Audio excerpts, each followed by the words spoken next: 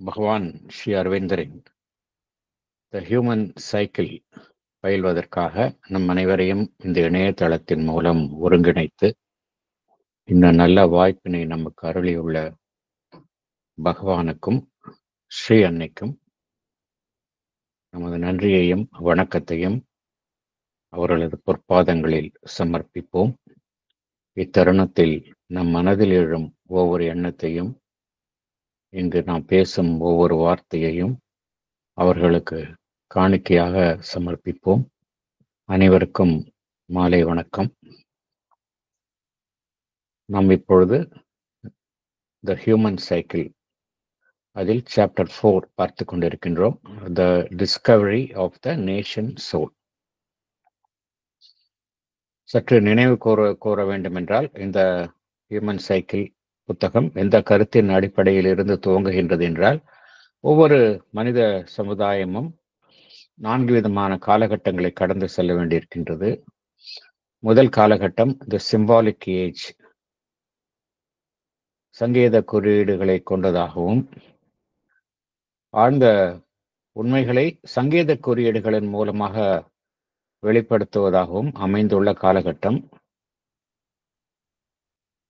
இரண்டாவது conventional age, மரபுகளை ஒட்டிய அந்த காலம். மரபுகளை ஒட்டிய காலம் எதனால் எழுகின்றது என்றால், இந்த ஆழ்ந்த உண்மைகளின் அடிப்படையில் எல்லாமே ஆரம்பித்தது என்றாலும் பின்பு அந்த உண்மைகள் பின்னுக்கு தள்ளப்பட்டு வெறும் மரபுகளே எஞ்சி நிற்கின்றன. அதன் அடிப்படையில் ஒரு சமுதாயம் செயல்படுகின்றது. இது இரண்டாவது காலகட்டம். மூன்றாவது காலகட்டத்தில் இவ்வாறு இருக்கும் சமயத்தில் அந்த மரபுகளை ஒட்டி வாழும் அமைப்பிலிருந்து ஒரு தனி மனிதன் தன்னுடைய ஆளுமையை மேலோங்கி வெளிப்படுத்த முயற்சிக்கின்றான். இதை ஒட்டி அமைந்த சமுதாயம், அதை ஒட்டிய காலகட்டம் தான் இண்டிவிஜுவலிஸ்டிக் ஏஜ் என்பது. ஆனால் இந்த இண்டிவிஜுவலிஸ்டிக் ஏஜ் என்பது தனிமனிதனுடைய ஒரு எழுச்சி, தனிமனிதனுடைய ஒரு முக்கியத்துவம், இதை ஒட்டி அமைவது. ஆனால் இதிலெல்லாம் ஒரு எந்த அமைப்புகளுக்கு எதிராக இந்த தனிமனித எழுச்சி ஏற்படுகின்றதோ, எந்த எவையெல்லாம் தீமைகளாக கருதப்பட்டு அவைகளுக்கு எதிராக இந்த தனிமனித எழுச்சி என்பது எழுகின்றதோ, இறுதியில் இந்த தனிமனித எழுச்சியும் அதே பிடியில் சிக்கிக் கொள்கின்றன என்பதை பகவான் விளக்குகின்றார். ஆகையால் மனிதன் என்ன செய்கின்றான்? அதையும் தாண்டி ஏதோ ஒன்றை கண்டறிய வேண்டும் என்று முனைப்புறுகின்றான். தன்னுடைய முன்னேற்றத்தையும் தாண்டி, புற முன்னேற்றத்தையும் தாண்டி வேற ஏதோ ஒன்றை தன்னுள்ளே கண்டுள்ள முயற்சிக்கின்றான். அதுதான் சப்ஜெக்டிவ் ஏஜ். பகவான் என்ன கூறுகின்றார்? இது எல்லா சமுதாயத்திலும் இந்த சுழற்சி நடைபெற்று கொண்டே இருக்கின்றது. ஏனென்றால் ஏன் இவ்வாறு நடைபெற வேண்டும்? இந்த கேள்வியை நம்ம முதல்ல கேட்கணும். என்ன காரணத்திற்காக ஒவ்வொரு சமுதாயமும் இவ்வாறு இந்த ஒரு மாற்றங்களை எதிர்கொள்ள வேண்டியிருக்கின்றது என்றால், எல்லாமே இந்த உலகமே பார்த்தோம் என்றால் எல்லாமே இந்த பரிணாம வளர்ச்சியில் உணர்வு நிலையில் கீழிருந்து மேலோக்கி செல்லும் பயணமாகத்தான் அனைத்துமே அமைந்திருக்கின்றது. இந்த உலகம், தனிமனிதன் எல்லாமே தனிமனிதனை சார்ந்துதான் தனிமனிதனை ஒட்டிதான் அவன் வாழ்ந்துள்ள சமுதாயம் அமைகின்றது. எவ்வாறு தனிமனிதனுடைய அந்த ஹியூமன் ஆஸ்பிரேஷன் என்று பார்த்தோமே, அந்த ஹியூமன் ஆஸ்பிரேஷன் என்பது கலெக்டிவாக அது சமுதாயத்திலும் காணப்படுகின்றது. ஹியூமன் ஆஸ்பிரேஷன் என்பது ஒரு தனிமனிதனோடு நின்று விடுவதில்லை. உயர் விஷயங்களை எட்ட வேண்டும் என்கின்ற அந்த ஒவ்வொரு மனிதனுக்குள்ளும் இருக்கக்கூடிய ஆர்வம் தனி மனிதனுக்குள்ளேயே மாத்திரம் நின்று விடுவதில்லை. அது ஒட்டுமொத்த சமுதாயத்தையும் சார்ந்துதான் அந்த எழுச்சி நடைபெறுகின்றது. அதனால் பகவான் என்ன கூறுகின்றார்? இந்த எப்படி தனி மனிதன் என்பவன் ஒரு தொடர்ச்சியான பரிணாம வளர்ச்சியில் மேலும் மேலும் மேலும் ஒரு உயர்வான நிலைக்கு அந்த பயணத்தில் ஈடுபட்டுள்ளானோ, அதே போலத்தானே அவன் சார்ந்துள்ள சமுதாயமும் ஈடுபட வேண்டும். அந்த கருத்தை தான் பகவான் கூறுகின்றார். உதாரணத்திற்கு, ஒரு தனி மனிதன் மாத்திரம் முன்னேறி உயர் உணர்வு நிலையை எட்டி அவன் சார்ந்துள்ள சமுதாயம் அந்த உணர்வு நிலையை எட்டாவிடில் தென் அந்த பண்டைய கால கூற்றான இந்த உலகம் என்பது பொய்மை என்பது அதுதான் ஊர்ஜிதப்படுத்தப்படும். ஒரு தனி மனிதனுடைய எழுச்சி மாத்திரம்தான் உண்மை நிதர்சனமாக காணப்படுகின்றது. அவன் உயர்வு உணர்வு நிலையை எட்டி உச்சக்கட்ட உணர்வு நிலையுடன் அவன் ஒரு உயர்வான நிலையை எட்டுகின்றான் என்றால் அவன் சார்ந்துள்ள சமுதாயம் பின்தங்கிவிட்டால் இந்த உலகம் என்பது எப்பொழுதும் போலத்தான் இருக்கும். அந்த தனி மனிதன் மாத்திரமே ஒரு உயர்வான நிலையை எட்டுவான். அத்தகைய நிலை ஏற்பட்டால் என்ன ஆகும் என்றால் இந்த உலகம் எப்பொழுதும் ஒரே மாதிரியாகத்தான் இருக்கும். ஆனால் பகவான் என்ன கூறுகின்றார்? இறைவனினுடைய திட்டம் அவ்வாறு இல்லை என்று கூறுகின்றார். இறைவனுடைய திட்டம் என்னவென்றால் ஒட்டுமொத்த உலகமே இந்த எர்த் பூமி இஸ் எ சோசன் பிளேஸ். உயர்வான ஆன்மாக்களினுடைய தேர்ந்தெடுக்கப்பட்ட இடம்தான் இந்த பூமி என்பது. இந்த பூமி என்பது ஒரு பரிணாம வளர்ச்சியில் தன்னை ஈடுபடுத்தி கொண்டு உள்ளது. இது வெறும் ஒரு மெட்டீரியல் பினாமினன் கிடையாது. பூமி என்பது earth is a chosen place by the divine for his manifestation. அப்படி இருக்கும் பொழுது எல்லாமே இந்த இயக்கத்தில் ஈடுபட்டுள்ளன. இதில் எதுவுமே ஈடுபட முடியாது. எல்லா நாடுகளும் இதில் ஈடுபட்டுதான் ஆக வேண்டும். இதுல கிழக்கத்திய நாடு மேற்கத்திய நாடு அப்படிங்கிற டிஃபரன்சியேஷனே கிடையாது. எல்லா நாடுகளும் இதில் ஈடுபட்டுள்ளன. அதுல ஒவ்வொரு நாடும் ஒவ்வொரு சமுதாயமும் ஒவ்வொரு கட்டத்தில் இருக்கின்றன. அதுதான் வித்தியாசம். ஆனால் இந்த இந்த இந்த இந்த 4 கட்டங்களை எல்லா நாடுகளும் இந்த 4 கட்டங்களை ஏதோ ஒரு வகையில் அடையும் வகையில் தான் செயல்படுகின்றன அப்படிங்கிறார். ஸோ இதோட பேசிக் தீம் அதுதான். பகவான் இதெல்லாம் படிக்கும் பொழுது ஏதோ ஹிஸ்டரி படிக்கிற மாதிரி, வரலாறு படிக்கிற மாதிரி இருந்தாலும் கூட அதற்கு பின்னால ஒரு ஆழ்ந்த ஆன்மீக உண்மை இருக்கின்றது. இதுல முக்கியமாக இந்த சாப்டர்ல பார்த்தோம் என்றால் ஒரு நாடு என்றால் எப்படி அது எப்படி தனி மனிதன் தன்னுள்ளே இருக்கக்கூடிய ஆன்மனை கண்டு தரிசனம் செய்ய தொடர்ந்து முயற்சி செய்து கொண்டே இருக்கின்றானோ அதே போலத்தான் ஒரு நாடும் தனக்குள்ளே இருக்கக்கூடிய அந்த ட்ரூ சோல் அதை கண்டறியும் முயற்சியில் ஈடுபட்டு கொண்டிருக்கின்றது என்று பகவான் குறிப்பிடுகின்றார். இதில் எந்த நாடுமே விதிவிலக்கு அல்ல என்று குறிப்பிடுகின்றார். இதற்கு எடுத்துக்காட்டாக பகவான் பல்வேறு நிகழ்ச்சிகளை இங்கு நினைவு கூறுகின்றார். எப்படி ஜெர்மனியில அந்த ஜெர்மனியில தன்னை கண்டறியும் முயற்சி அதனுடைய எழுச்சியின் காரணமாகத்தான் அது ஒரு மிகுந்த அந்த அதி வல்லமை உடைய சக்தியை தன்னுள்ளே கண்டறிந்தது. ஜெர்மனியுடைய வளர்ச்சியோட மூல காரணம் என்னவென்றால் அது தன்னை கண்டறியும் முயற்சியில் தான் அது இந்த சக்தியை கண்டறிந்தது. ஒவ்வொரு நாடுகள் அனைத்துமே பார்த்தோம் அப்படின்னா அந்த தன்னுள்ளே இருக்கக்கூடிய அந்த ஆன்மன், அந்த நாட்டுக்கென்றே இருக்கக்கூடிய ஆன்மனை கண்டறியும் முயற்சியில் ஈடுபட்டு கொண்டிருக்கின்றன. அது மாத்திரமல்ல, அதை பொது வாழ்வில் அந்த ஆன்மனை வெளிப்படுத்தவும் அவைகள் முயற்சி செய்து கொண்டிருக்கின்றன. அதனால பகவான் இங்க என்ன கூறுகின்றார்? இந்த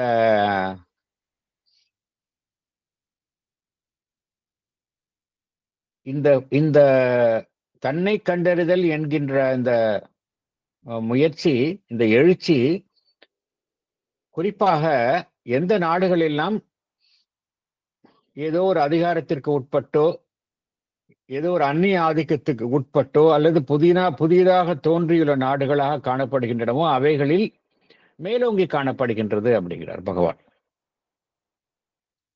ஏனென்றால் ஒவ்வொரு நாடும் தன்னுடைய தனித்தன்மையை கண்டறிந்து அதை நிலைநாட்டுவதில் முனைப்புடன் செயல்படுகின்றன என்கின்ற ஒரு கருத்தை குறிப்பிடுகின்றார். அது பொதுவாக இந்த புதியதாக ஒரு அந்நிய ஆதிக்கத்திலிருந்து விடுபட்ட நாடுகள், புதியதாக உருவாகியுள்ள நாடுகள், இத்தகைய நாடுகளில் இத்தகைய ஒரு செயல்பாடு இயக்கம் காணப்படுகின்றது என்று பகவான் குறிப்பிடுகின்றார். இதற்கு உதாரணமாக பகவான் நம் நாட்டை எடுத்துக்கொண்டு எப்படி இந்த வங்காள பிரிவினை சுதேசி இயக்கமாக மாறியது என்றால் அந்த சுதேசி இயக்கமாக மாறுவதற்கு பின்னால் உள்ள காரணம் இதுதான். நம்மை நாமே கண்டறிந்து நம்மை நாமே நிலைநாட்டிக் கொள்ளுதல். அதன் காரணமாகத்தான் இந்த 1905 இந்த எப்படி சுதேசி எல்லாமே வந்து அதாவது வெளிநாட்டினுடைய ஆதிக்கத்தில் இருந்து நம்மை விடுவித்துக் கொள்ளுதல், வெளிநாட்டினுடைய ஒரு ஆதரவில் செயல்படாமல் நாமே நம்முடைய ஒரு சுய பலத்தின் பெயரில் செயல்படுதல், இத்தகைய எழுச்சியெல்லாம் நம் நாட்டில் 1905 காணப்பட்டது.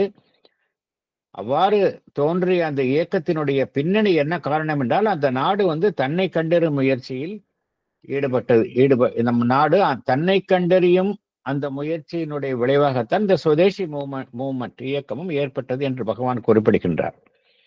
இதுல ஒரு முக்கியமான கருத்தை நாம் குறிப்பிட வேண்டும். ஏனென்றால் பகவான் அதை வெளிப்படையாக கூறவில்லை. நம் நாடு வந்து அந்நிய நாட்டினுடைய ஆதிக்கத்தில் இருந்தாலும் அந்த 1905 எழுந்த எழுச்சி பொதுவாக எந்த அடிப்படையில் எழுப்பப்பட்டது என்றால், நமக்கு சுதந்திரமாக இருக்க வேண்டும், இருந்தாலும் நாம் அந்த அந்நிய நாட்டினுடைய ஒரு மேலோங்கிய ஆதிக்கத்திற்கு உட்பட்டு நாம் சுதந்திரமாக இருக்கலாம் என்கின்ற ஒரு கருத்து நிலவியது.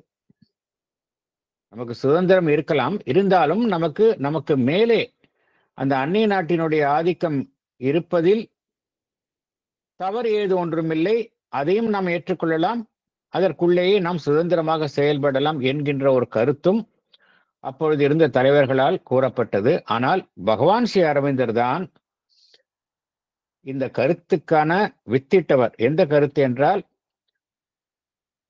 ஸ்வராஜ்யம் என்றால் பூரண ஸ்வராஜ்யம், அதில் எந்த விதமான நிபந்தனையும் இருக்கக்கூடாது.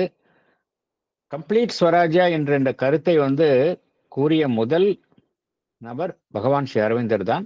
அவரை ஒட்டி இந்த பிபின் சந்திரபால், லாலா லஜபதி ராய், அப்புறம் நம்முடைய பாலகங்காதர் திலக், இவர்கள் எல்லாம் பகவானினுடைய கருத்து ஒட்டியதான் அவர்களுடைய கருத்துக்களை வலுப்படுத்தினார்கள்.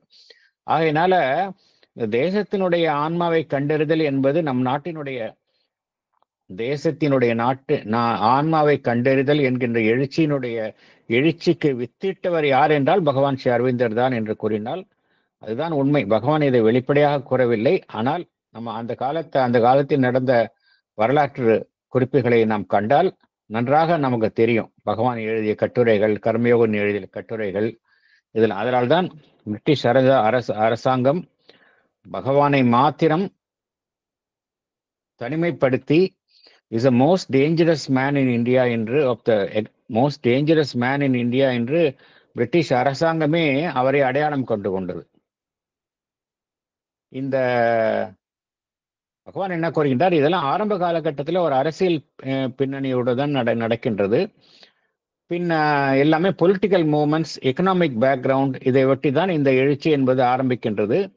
பின்பு நாள் செல்ல அது it will trend to be more and more subjective என்று பகவான் குறிப்பிடுகின்றார். ஆரம்ப காலகட்டத்தில் பார்த்தோம் அப்படின்னா எக்கனாமிக் அண்ட் பொலிட்டிக்கல் மோட்டிவ்ஸ் தான் இருக்கும். நாள் செல்ல it try to be subjective என்று பகவான் குறிப்பிடுகின்றார்.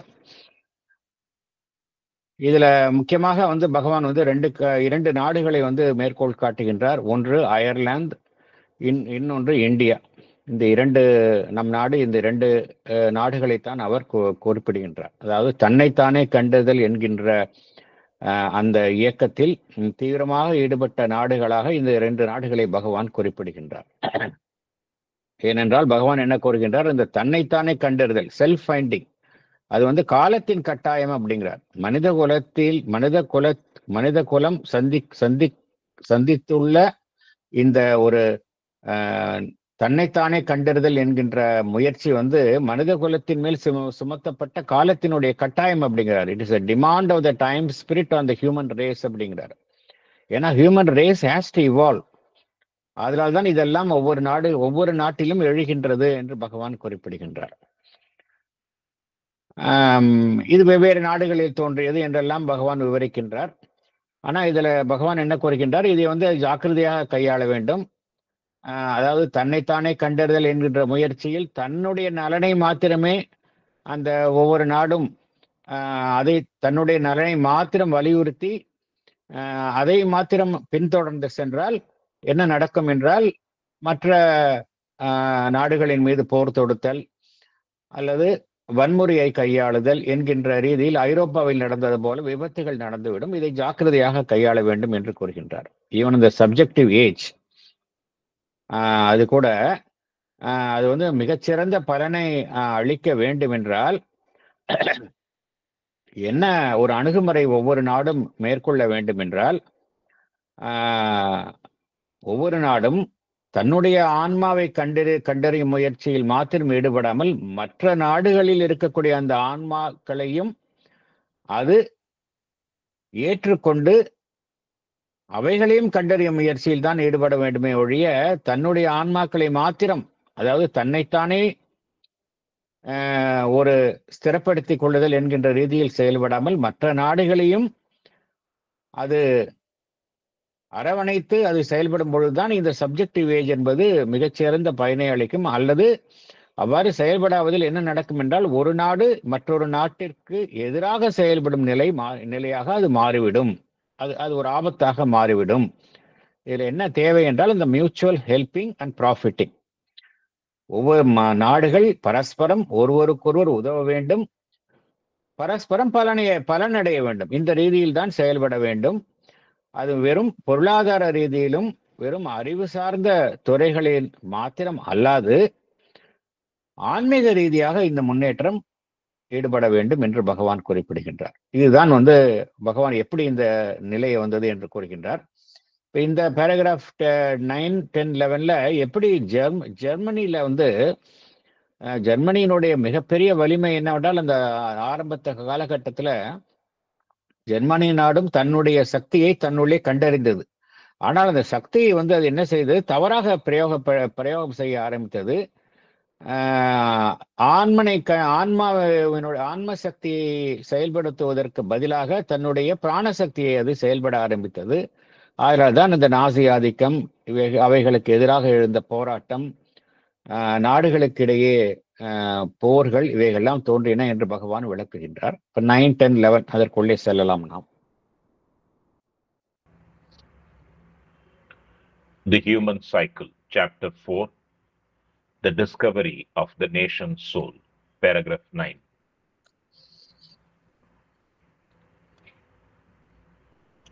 The great determining force has been the example and the aggression of Germany. The example, because no other nation has so self-consciously, so methodically, so intelligently, and from the external point of view, so successfully sought to find, to dynamize, to live itself and make the most of its own power of being. Its aggression, because the very nature and declared watchwords of the attack have tended to arouse a defensive self-consciousness in the assailed and force them to perceive what was the source of this tremendous strength, and to perceive too that they themselves must seek consciously an answering strength in the same deeper sources. Germany was for the time the most remarkable present instance of a nation preparing for the subjective stage, because it had, in the first place, a certain kind of vision, unfortunately intellectual rather than illuminated, and the courage to follow it, unfortunately again a vital and intellectual rather than a spiritual hardihood, and secondly, being master of the destinies, was able to order its own life so as to express its self-vision. Thank you, sir. Thank you. Explanation. Yeah, please. Salient points. The aggression of Germany has been an example as to how a nation could successfully find, dynamize, and live itself and make the most of its own power of being. The aggressive attitude of Germany towards other nations tended to arouse a defensive self-consciousness in them. This, in turn, forced them to seek in themselves an unswerving strength in the same deeper sources. Germany was most remarkable as a nation preparing for the subjective age. It had the vision, though unfortunately intellectual, and the courage, though unfortunately vital and intellectual, than spiritual. It was able to order its own life so as to express its self vision. Thank you, sir. Thank you.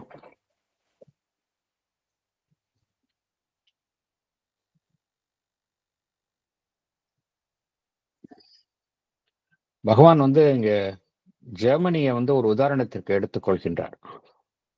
நம்ம கூறுகின்ற மாதிரி, பகவான் கூறுகின்ற மாதிரி இந்த கூறுவது போல்,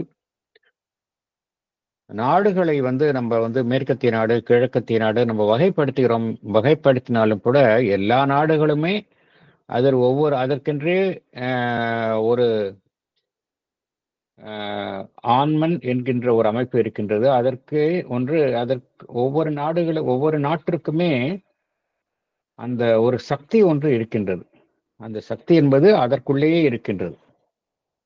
த power of its being, அதுதான் power of its being. எப்படி ஒரு தனி மனிதனுக்கு அந்த ஆன்ம சக்தி என்று இருக்கின்றதோ, அதே போல ஒவ்வொரு நாட்டிற்குமே ஒரு ஆன்ம சக்தி இருக்கின்றது. இதுல வந்து எந்த நாடுமே விதிவிலக்கு அல்ல. ஆனா அது வந்து நிறைய மேற்புறத்தில் காணப்படும் பொழுது அது வந்து உருத்திரிந்து காணப்படுகின்றது. ஆனால் ஒவ்வொரு நாட்டிற்குமே ஒரு ஆன்ம சக்தி என்கின்ற ஒரு அம்சம் இருக்கின்றது.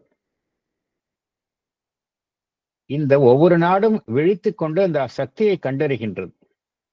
இதற்கு ஜெர்மனியில பார்த்தோம் அப்படின்னா, அந்த நாடும் விழித்துக் கொண்டு தன்னுள்ளே உள்ள சக்தியை கண்டறிந்தது.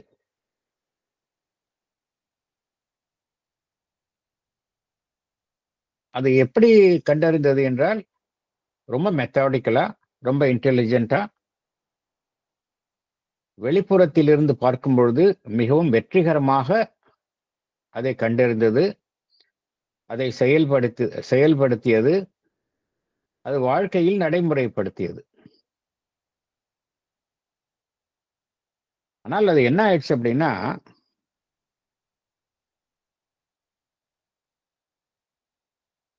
அது வந்து ஒரு அக்ரெசிவ் ஆயிடுச்சு.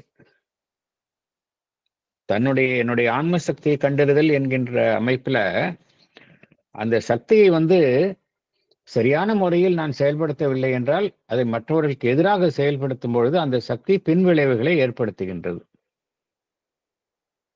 அதனுடைய அக்ரெசிவ் நேச்சர் என்ன செய்தது? மற்ற நாடுகளுக்கு ஜெர்மனி எடுத்துக்கிட்டோம் அப்படின்னா, பக்கத்தில் உள்ள எல்லா நாடுகளையும் அது கைப்பற்றியது. பக்கத்தில் உள்ள எல்லா நாடுகளையும் எடுத்துக்கொண்டோம்னா, போலந்து, பிரஷ்யா, இது மாதிரி நிறைய நாடுகள்லாம் அதனுடைய ஆதிக்கத்திற்கு உட்பட்டு வந்தன. அந்த ஜெர்மன் எம்பையர் வந்து ரொம்ப மிகவும் வலுவாக இருந்தது. இதுல என்ன பகவான் இங்க என்ன கூறுகின்றார்? அதனுடைய ஒரு நாடு வந்து அது மாதிரி ஒரு போர்க்குணத்துடன் செயல்படும் பொழுது, அக்ரெசிவா செயல்படும் பொழுது, அந்த செயல்பாடு மற்ற நாடுகளில் ஒரு எதிர்விளைவை தோற்றுவிக்கின்றது அப்படிங்கிறார். ஒரு எதிர்விளைவை தோற்றுவிக்கின்றது. எதிர்விளைவுனா எப்படி? டிஃபென்சிவ் செல்ஃப் கான்சியஸ்னஸ் அப்படிங்கிறார். இந்த டிஃபென்சிவ் செல்ஃப் கான்சியஸ்னஸ் எதிர்விளைவு என்ன செய்கின்றது? அந்த நாட்டுக்குள்ளே இருக்கக்கூடிய சக்தியை கண்டறிவதற்கு அந்த எதிர்விளைவு உதவி புரிவதாக இருக்கின்றது அப்படிங்கிறார். இது வந்து ஃபார் எக்ஸாம்பிள், ஒரு மனிதன் இருக்கின்றான், ஒரு சாதுவாக மனிதனாக இருக்கின்றான். அவனை யாரோ ஒருவர் எதிர்க்கின்றார்கள். எதிர்க்கும் பொழுது அவன் ஒரு ஆபத்தான கட்டத்தில் இருக்கின்றான். அப்பொழுது என்ன செய்கின்றான்? தானும் அதற்கு எதிராக வெகுண்டு எழுகின்றான். அவ்வாறு வெகுண்டு எழும்பொழுது என்ன உணர்கின்றான் என்றால், தனக்குள்ளேயும் அந்த சக்தி, எந்த சக்தி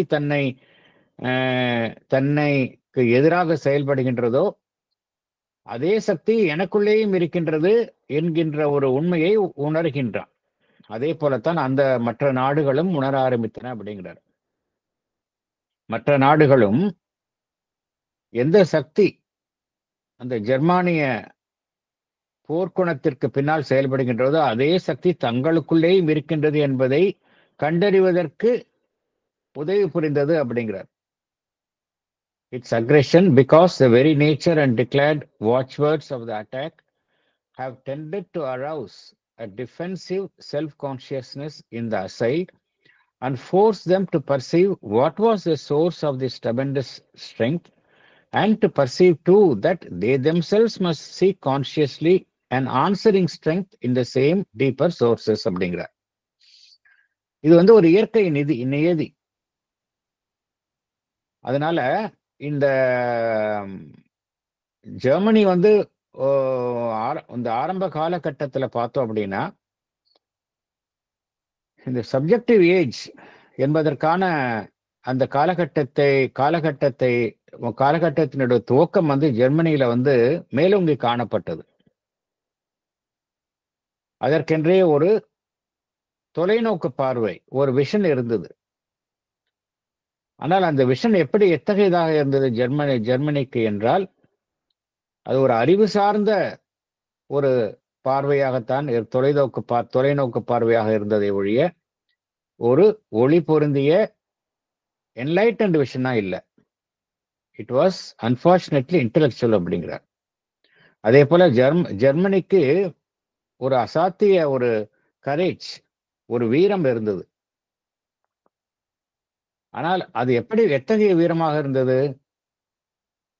அது வந்து ஒரு ஆண்மனினுடைய சக்தியை தழுவிய ஒரு வீரமாக காணப்படவில்லை. Unfortunately, again a vital and intellectual அப்படிங்கிறார். Rather than a spiritual hardihood. Hardihood அப்படின்னா என்ன அர்த்தம் அப்படின்னா, போல்ட்னஸ், ஒரு தைரியம், ஒரு அசாத்திய தைரியம். hardihood அப்படின்னா போல்ட்னஸ்.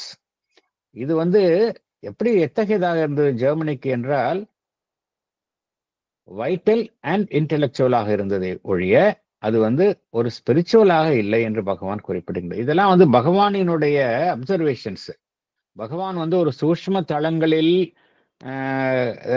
இதையெல்லாம் கண்டறிந்த உண்மையை தான் பகவான் கூறுகின்றார். இதில் வேற எங்கேயுமே நம்ம பார்க்க முடியாது. ஹிஸ்டரி புக்லேயோ இதுலேயோ வந்து பார்க்க முடியாது. ஈவன் இதை வந்து வேற யாராவது ஒரு பொலிட்டிக்கல் சயின்டிஸ்ட்ல கொண்டு கொடுத்தோம் அப்படின்னா, இது என்ன புரியாம இருக்குது அப்படின்னு அவங்க வந்து என்ன எப்படி பார்ப்பார்கள் என்றால், ஒரு நாட்டினுடைய வரலாற்றை வெறும் அந்த வரலாற்று நிகழ்வுகள், மனிதர்கள், அதில் பயணம் செய்த மனிதர்கள், அவர்களுடைய மேற்புறமான வாழ்க்கையை வைத்துதான் அவர்கள் இந்த வரலாற்றை, ஒரு நாட்டினுடைய வரலாற்றை அவர்கள் தீர்மானிப்பார்கள்.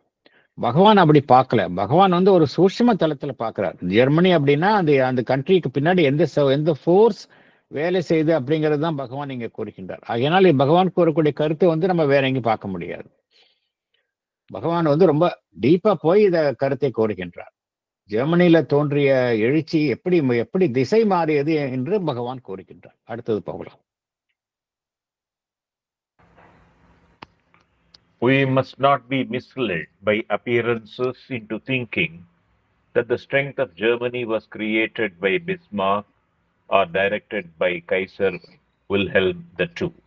The second, the real source of this great subjective force, which has been so much disfigured in its objective action, was not in Germany's statesmen and soldiers, for the most part poor enough types of men, but came from her great philosophers Kant, Hegel, Fichte, Nietzsche, from her great thinker and poet Goethe, from her great musicians Beethoven and Wagner, and from all in the German soul and temperament which they represented.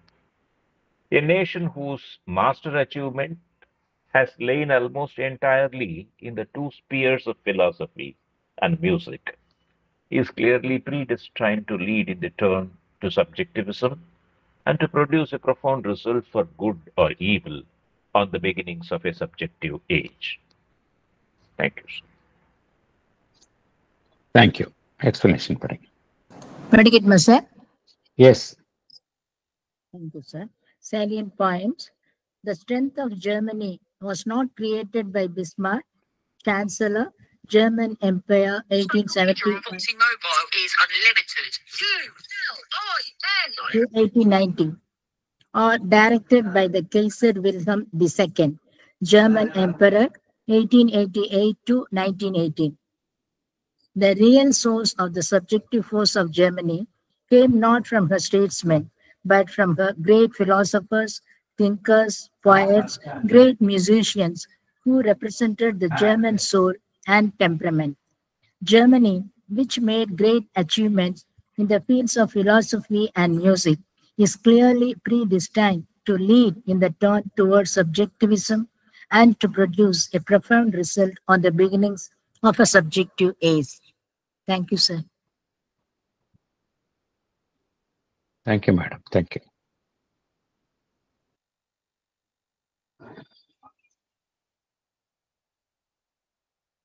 ஒரு நாட்டினுடைய உண்மையான வலிமை எதனால் யாரால் தீர்மானிக்கப்படுகின்றது என்றால் பொதுவாக எல்லோரும் நினைப்பது போல அந்நாட்டினுடைய ஒரு வலிமையான அரசியல் தலைவர்களையோ இல்லை நாட்டை ஆள்பவர்களாலேயோ தீர்மானிக்கப்படுவது இல்லை. Real source of this great subjective force, real source பார்த்தோம் அப்படின்னா ஒரு நாட்டினுடைய வெறும் ஸ்டேட்ஸ்மேன் அண்ட் சோல்ஜர்ஸ், ஜெர்மனி எடுத்துக்கொண்டால் அதனுடைய ரியல் சப்ஜெக்டிவ் ஃபோர்ஸ் வந்து அதனுடைய ஸ்டேட்ஸ்மேன், நாட்டினுடைய தலைவர்கள், சோல்ஜர்ஸ், இராணுவ வீரர்கள், அவர்களால் மாத்திரம் இல்லை. ஏன்னா அவங்க அந்த மாதிரி அந்த குரூப்ல மெஜாரிட்டி வந்து போர் டைப்ஸ் ஆஃப் மேன் அப்படிங்கிறார். அப்படிப்பட்ட மனிதர்களை எடுத்துக்கொண்டால் அவர்களை பொறுத்த வரைக்கும் மிக உயர்வானவர்கள் அவர்கள் அல்ல என்று பகவான் குறிப்பிடுகின்றார். ஆனால் யாரால் உருவாக்கப்பட்டது என்றால் மிகப்பெரிய தத்துவ மேதைகள்லாம் அங்க உருவானார்கள்.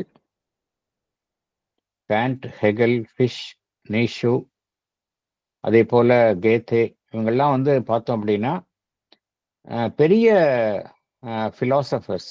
ஈவன் கார்ல் மார்க்ஸை எடுத்துக்கொண்டோம் என்றால் கார்ல் மார்க்ஸ் வந்து அவருடைய தாஸ் கேபிட்டல் என்கின்ற புத்தகம் வந்து அவர் லண்டனில் இருந்து தான் வெளியிட்டார். இருந்தாலும் அவருடைய ஆரிஜின் பார்த்தோம் அப்படின்னா ஜெர்மன். மெஜாரிட்டி ஆஃப் த சயின்டிஸ்ட்லாம் எடுத்துக்கிட்டோம் அப்படின்னா அவங்களுடைய ஜெர்மன் பேக்ரவுண்ட் தான் இருக்கும். மியூசிஷியன்ஸ் எல்லாம், பெரிய மியூசிஷியன்ஸ் எல்லாம் அவங்க அங்கேருந்து ஒரு நிறைய குரூப் ஆஃப் மியூசிஷியன்ஸ், பெய்தோவன், வாக்னர், இது மாதிரி நிறைய சொல்லிக்கொண்டே போகலாம். இதெல்லாம் நிறைய ஜெர்மன் ஆரிஜின்ஸ் தான் இருக்கும். இதெல்லாம் எதை காட்டு, ஒரு நாட்டினுடைய சப்ஜெக்டிவ் ஏஜ் என்பது இத்தகைய மனிதர்களால் தான் வெளிப்படுத்தப்படுகின்றது. இது எல்லா நாட்டுக்கும் இருக்கும். ஒரு புறம் பார்த்தோம் அப்படின்னா ரொம்ப க்ரூடா இருக்கிறவங்களும் இருப்பாங்க, அது வந்து வைட்டல் அண்ட் பிசிக்கல். ஒரு புறம் பார்த்தோம் அப்படின்னா அந்த finer aspects, something related to the soul, இதெல்லாம் வந்து ஒவ்வொரு நாட்டினர் அதெல்லாம் எப்படி வெளிப்படுத்தப்படுகின்றது என்றால் அந்நாட்டில் இருக்கக்கூடிய தத்துவ மேதைகள், இது மாதிரி மியூசிஷியன்ஸ், போயட்ஸ், இவர்களால் தான் அது வலுப்படுத்தப்படுகின்றது. இவர்கள் தான் வந்து அந்த ஜெர்மனியை எடுத்துக்கொண்டால் ஜெர்மனியினுடைய ஆண்மனையும் அந்த டெம்பரமெண்ட் அதை வந்து பிரதிநிதித்துவப்படுத்தினார்கள் என்று கூறுகின்றார். ஆகையினால் ஜெர்மனியினுடைய ஒரு பெரிய அச்சீவ்மெண்ட்ஸ் வந்து எதன் அடிப்படையில் எல்லாம் எந்த இரண்டு துறைகளின் அடிப்படையில் எழுப்பப்பட்டது என்றால் பிலாசபி அண்ட் மியூசிக் அப்படிங்கிறார். பிலாசபி அண்ட் மியூசிக், இது ரெண்டு அடிப்படையில் தான் ஜெர்மனியினுடைய அந்த அடித்தளம் வந்து அமைக்கப்பட்டது. ஆகையால் இதுதான் அத்தகைய ஒரு நாடு தான் வந்து அந்த சப்ஜெக்டிவிசம், அந்த உள்முகமாக திரும்புதல் என்கின்ற ஒரு செயலுக்கு அது எவ்வாறு ஈடுபடுகின்றது என்றால் இத்தகைய 2 துறைகள் தான் அதற்கெல்லாம் காரணமாக இருக்கின்றன என்று பகவான் குறிப்பிடுகின்றார். A nation whose master achievement has lain almost entirely in the 2 spheres of philosophy and music அப்படிங்கிறார். is clearly predestined. அவ்வாறு அமைந்துள்ள அந்த நாடு அதனுடைய போக்கு எவ்வாறு விதிக்கப்பட்டது என்றால் is clearly predestined to lead in the turn to subjectivism. சப்ஜெக்டிவிசம் அதாவது உள்முகமாக இருத்தல், உள்முகமாக அனைத்தையுமே பார்த்தல் என்கின்ற அந்த சப்ஜெக்டிவிசம் என்கின்ற திசையை நோக்கி அழைத்து செல்கின்றது என்று பகவான் குறிப்பிடுகின்றார். And to produce a profound result for good or evil on the beginnings of a subjective age. இது வந்து அந்த சப்ஜெக்டிவ் ஏஜ் அதனுடைய காலகட்டத்தில் ஒரு முக்கியமான விளைவுகளை ஏற்படுத்தும். அது சில சமயம் நன்மையும் பயக்கலாம், சில சமயம் தீமையும் பயக்கலாம். இருந்தாலும் அந்த சப்ஜெக்டிவ் ஏஜ் என்பதற்கான ஒரு அந்த திசையை நோக்கி அழைத்து செல்வதில் இந்த நாடு வந்து முக்கியமான பங்கு வகிக்கின்றது என்று பகவான் குறிப்பிடுகின்றார். அடுத்தது போகலாம். Paragraph 10. This was one side of the predestination of Germany. The other is to found in her scholars, educationists, scientists, organizers. It was the industry, the conscientious diligence, the fidelity to ideas, the honest and painstaking spirit of work for which the nation has been long famous. A people may be highly gifted in the subjective capacities, and yet, if it neglects to cultivate this lower side of our complex nature, it will fail to build that bridge between the idea and imagination and the world of facts, between the vision and the force, which makes realization possible.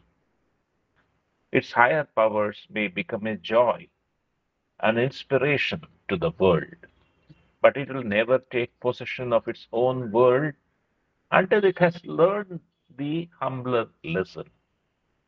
In Germany, the bridge was there, though it ran mostly through a dark tunnel with a gulf underneath. For there was no pure transmission from the subjective mind of the thinkers and the singers to the objective mind of the scholars and organizers. Thank you. Thank you. சரி, sir படிப்பீங்களா? படிங்க madam. The other side of the predestination of Germany is to be found in her scholars, educationists, scientists, organizers. The country has been famous for its industry, hard work, loyalty to its ideas, and a painstaking spirit of work. Along with the subjective capacities, a nation must cultivate in the complex nature of its people the necessary qualities that make the realization possible. It must build a bridge between the idea and imagination and the world of facts, between the vision and the force. In Germany, there was no pure transmission from the subjective mind of the thinkers and singers to the objective mind of the scholars and organizers. Thank you, sir. Thank you. பகவான் என்ன கூறுகின்றார் இதுல? அந்த subjective mind ஒரு பக்கம், philosophers ஒரு பக்கம், பெரிய மியூசிஷியன்ஸ், இது மாதிரி இவங்க எல்லாமே சப்ஜெக்டிவ் ஆஸ்பெக்டை ரெப்ரசன்ட் பண்றாங்க. மறுபுறம் பார்த்தோம் அப்படின்னா அட்மினிஸ்ட்ரேட்டர்ஸ், ஸ்காலர்ஸ், ஆர்கனைசர்ஸ் இவங்கெல்லாம் வந்து நடைமுறையில செயல்படுறவங்க. இந்த ரெண்டுக்கும் இடையில வந்து சரியான முறையில ஒரு இணைப்பை ஏற்படுத்தணும் அப்படிங்கிறார். அப்பதான் வந்து எவ்வளவோ உயர்ந்த விஷயங்கள்லாம் வந்து இந்த சைட்ல வந்து திங்க் பண்ணலாம். அதை சரியான முறையில அந்த செயல்படுத்துற அந்த செயல்படுத்தும் அமைப்பில் இருப்பவர்களுக்கு வந்து அதை கொண்டு சென்றால்தான் அதை சரியாக செயல்படுத்த முடியும். அப்படி செயல்படுத்தலை அப்படின்னா இது வெறும் ஏற்ற அளவில் தான் இருக்கும். ஏன்னா ஹியூமன் நேச்சர் வந்து பார்த்தோம் அப்படின்னா human nature is very complex. இம்ப்ளிமெண்டேஷன்ல தான் எல்லா ப்ராப்ளமும் வருது. பகவான் ஒரு கருத்தை கூறவில்லை, வேறொரு இடத்தில் கூறியுள்ளார். என்னவென்றால் இந்தியாவிற்கும் இதே நிலைமை தான் ஏற்பட்டது. இந்தியாவில் வந்து பார்த்தோம் அப்படின்னா எப்பொழுதுமே இந்த உயர் விஷயங்கள் எல்லாம் ஒரு புறம் இருந்தன. ஆனால் நம்மால வந்து அதை செயல்படுத்தும் அந்த திறன் இல்லை நமக்கு. அதை வந்து எப்படி வந்து ப்ராக்டிக்கல் லைஃப்ல கொண்டு வர்றதுன்னு நமக்கு தெரியாம இருந்தோம். நம்ம of late of course we have changed.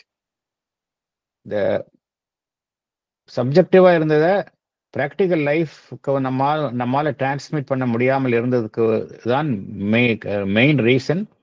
நாம் அந்த அந்நிய நாட்டினுடைய செல்வாக்கிற்கு நாம் அடிமைப்பட்டது என்று பகவான் கூறுகின்றார். அதற்கு இன்னொரு காரணம் வந்து நம்மளுடைய வாழ்வு குறித்த ஒரு நெகட்டிவ் ஒப்பீனியன், வாழ்வு உலகம் குறித்த ஒரு நெகட்டிவ் அப்ரோச், இதெல்லாம் வந்து ஒரு காரணமாக இருந்தது. வைட்டாலிட்டி இல்லை வாழ்வில். அதனால்தான் நம்மால வந்து ஒரு பக்கம் உயர்வான சிந்தனைகள், உயர்வான கருத்தையுடைய இருந்தது, எல்லாமே இருந்தது. பட் ப்ராக்டிக்கல் லைஃபுக்கு அதை வந்து அப்ளிகே பண்ணும்பொழுது கேப் வந்துடுது. இதைத்தான் நீங்க பகவான் கூறுகின்றார். ஒரு நாடு வந்து என்னதான் இந்த இதுல இப்போ ஜெர்மனியை பகவான் உதாரணம் காட்டுகின்றார். ஜெர்மனியில ஒரு பக்கம் பார்த்தோம் பெரிய பிலாசபர்ஸ் அண்ட் மியூசிஷியன்ஸ்லாம் இருந்தாங்க, மறுபக்கம் வந்து பெரிய இன்டெலெக்சுவல்ஸ் எல்லாம் இருக்கிறாங்க, ஸ்காலர்ஸ், எஜுகேஷனிஸ்ட், சயின்டிஸ்ட்லாம் இருக்கிறாங்க, ஆர்கனைஸ்ட்லாம் இருக்காங்க. ஜெர்மனியை எடுத்துக்கொண்டோம் என்றால் அதனுடைய அந்த கண்ட்ரிக்கே சில சிறப்புகள் இருக்கின்றன. அதாவது என்ன அப்படின்னா கடினமான உழைப்பு, எதிரையும் வந்து கடினமான உழைப்பு. இன்னும் பார்த்தோம் அப்படின்னா ஜெர்மனியில வந்து மேனுஃபேக்சரிங் எடுத்துக்கிட்டோம் என்றால் உலகத்தரம் வாய்ந்தது, அவர்கள் காம்ப்ரமைஸே பண்ண மாட்டாங்க. ஜெர்மனியில் உற்பத்தி செய்யப்படும் கார்கள் வந்து பார்த்தோம் அப்படின்னா மிகவும் தரமான கார்கள். அது வந்து பொதுவாக என்ன ஆக்சிடென்ட் ஆனாலும் உள்ள இருக்கிறவங்களுக்கு வந்து பாதிப்பை ஏற்படுத்தாது. நிறைய பொருள்கள்ல இன்னைக்கு இண்டஸ்ட்ரியல் மேனுஃபேக்சரிங் செக்டர்ல Germany is well known for its durability. அதே போல அந்த ஸ்பிரிட் ஆஃப் ஒர்க், ஆனஸ்டி, இதெல்லாம் வந்து ஜெர்மனி வந்து ரொம்ப ஃபேமஸ். பகவான் என்ன கோருகின்றார், இந்த எவ்வளவுதான் வந்து இந்த சப்ஜெக்டிவ் கெப்பாசிட்டிஸ் ஒரு மனிதனுக்கு உள்ளே இருக்கக்கூடிய அகத்தை ஒட்டியுள்ள திறமைகள் இருந்தாலும் சரி, அதை வந்து வெளிப்புறத்துல வந்து ஹியூமன் நேச்சர் அதன் மூலமாக அவன் செயல்பட வைக்கல அப்படின்னா ஒரு புறம் ஐடியா அண்ட் இமேஜினேஷன் இருக்கும், மறுபுறம் உலகம் என்பது இருக்கும். இது ரெண்டுக்கும் வந்து பெரிய கேப் இருக்கும் அப்படிங்கிறார். விஷன் இருக்கும், ஆனா ஃபோர்ஸ் இல்லை அப்படின்னா அந்த விஷன் வந்து செயல்படுத்த முடியாது, அதை ரியலைஸ் பண்ண முடியாது அப்படிங்கிறார். அதனால வந்து என்ன நடக்கும், உயர்ந்த சக்திகள்லாம் எனக்கு இருக்கலாம், அதை வந்து மற்ற நாடுகள் வந்து பாராட்டலாம். It may become a joy and inspiration to the world, but it will never take possession of its own world until it has learned the humbler lesson. இப்போ வந்து என்னதான் உயர்வான உச்சத்தில் இருந்தாலும் நீ பிராக்டிக்கலா அதை கொண்டு வரல அப்படின்னா இட் இஸ் பிகமிங் யூஸ்லெஸ். பகவான் அதனால்தான் இதனுடைய இந்த கருத்தை வந்து எதை ஒட்டி அமைந்துள்ளது என்றால், பகவானினுடைய பூரண யோகத்திலும் பார்த்தோம் அப்படின்னா நம்ம வந்து என்னதான் உயரங்களை வந்து எட்டினாலும் அதை வந்து நம்ம வந்து வெளியில வந்து அதை வந்து நம்ம வெளியில வந்து செயல்படுத்தி கொண்டே இருக்கணும். ஒரு பக்கம் வந்து நம்ம வந்து இன்டர்னலா உயரலாம், ஆனா வெளிப்புற என்னுடைய செயல்கள்ல வந்து அதை வந்து பிரதிபலிக்கல அப்படின்னா that means I am withdrawing from the லைஃப்னு அர்த்தம். Whatever I achieve internally I am not able to relate it to my life. Sri அன்னையும் அதுதான் கோருகின்றார்கள். ஒருவர் தியானத்தில் பல மணி நேரம் உட்கார்ந்திருக்கலாம், ஆனால் அவர் சாதாரண நிலையில் இருக்கும் பொழுது எவ்வாறு அவர் செயல்படுகின்றார் என்பதுதான் முக்கியம் அப்படிங்கிறாங்க மதர். தியானத்திலிருந்து ஒரு உன்னதமான ஆன்மீக அனுபவங்களை அவர் அடையலாம். சாதாரண வாழ்விற்கு அவர் திரும்பியவுடன் அவருடைய செயல்பாடு வந்து மிகவும் மோசமாக இருப்பின் ஒன்றுக்கும் அது பிரயோஜனம் இல்லை அப்படிங்கிறாங்க. அதே கருத்தை ஒட்டிதான் பகவான் கூறுகின்றார். சப்ஜெக்டிவாக ஒருத்தர் என்னதான் உயர்ந்த நிலையில் இருந்தாலும் நம்ம செயல்படுத்துவதில் நம்ம அதை காமிக்கல அப்படின்னா அது யாருக்கும் பயன் இல்லாம போயிடும் அப்படிங்கிறார்.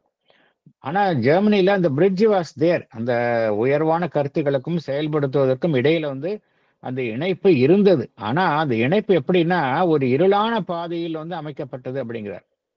அந்த அந்த டிரான்ஸ்மிஷன், கருத்து செயல்பாடு என்பதற்கு இடையில் உள்ள அந்த கருத்து வந்து செயலுருவாக்கம் பெறுவது என்கின்ற நிலையில வந்து ஒரு பியூரிட்டி இல்லாம போயிடுது அப்படிங்கிறார் பகவான். There was no pure transmission from the subjective mind of the thinkers and singers to the objective mind of scholars and organization.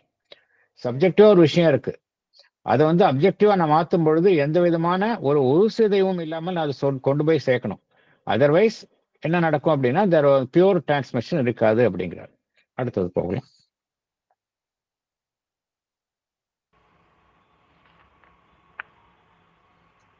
The misapplication by Teichker of the teaching of Nietzsche to national and international uses, which would have profoundly disgusted the philosopher himself,